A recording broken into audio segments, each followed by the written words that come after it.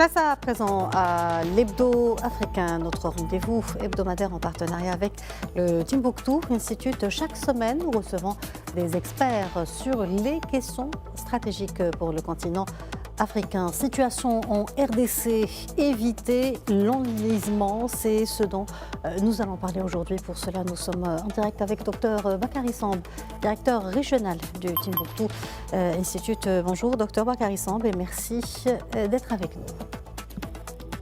Bonjour et merci de votre invitation.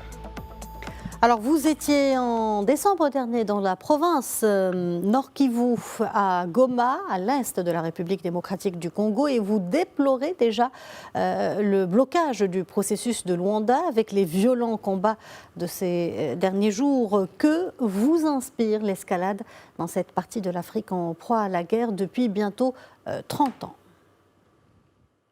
Oui, c'était très visible à l'époque, au mois de décembre, lorsqu'il y avait beaucoup d'espoir à ce que les chefs d'État du Rwanda, de la RDC, mais aussi d'autres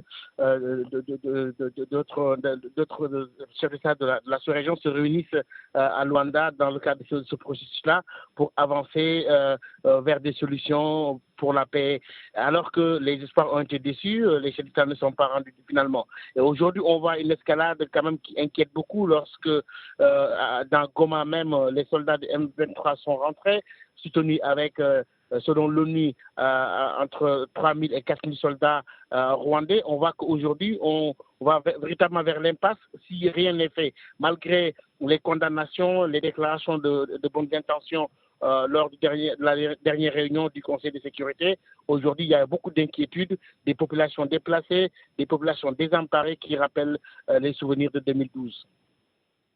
Ce contexte volatile où certains évoquent la prise de Goma et une crise humanitaire qui s'annonce déjà, quels sont les risques qui planent sur la paix dans cette région des Grands Lacs? Oui, la crainte, c'est qu'aujourd'hui, après la prise de Goma, les soldats continuent vers la province du Sud Kivu, vers Bukavu et dans d'autres régions.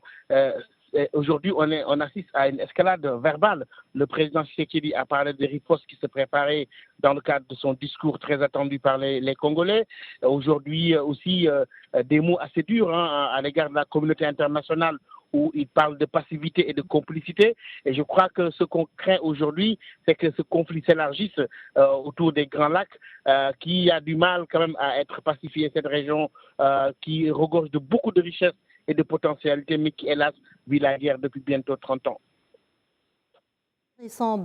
Avec cette situation tendue où les observateurs évoquent la possibilité d'un élargissement des combats et du conflit vers le sud Kivu, y a-t-il un espoir pour retrouver la paix ou au moins la relance des processus de Nairobi et de Luanda?